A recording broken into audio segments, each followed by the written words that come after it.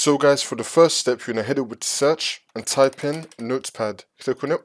And then once you're on this, you just want to copy and paste the commands, which will be down below in the description. You want to copy and paste it into the Notepad, just like this.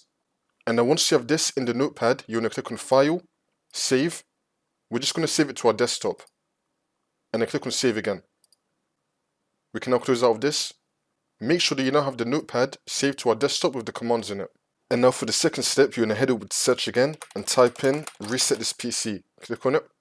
And then once you're on this, next to Advanced Startup, you're going to click on Restart Now. And then click on Restart Now again.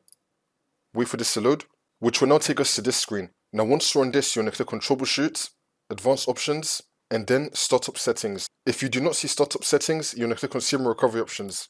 Then it's going to appear right here. So you're going to click on Startup Settings. And then click on Restart.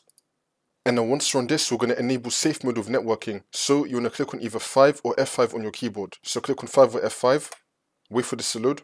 It's now going to take us into safe mode. If you see Microsoft Edge, you just want to close out of this. Now we should be having that notepad that we saved earlier. So now once you're in safe mode, for the next step, you're going to head over to search and type in CMD. Now you want to run it as administrator. And now this will come up. Now we're going to open up the notepad. We're just going to copy all of this.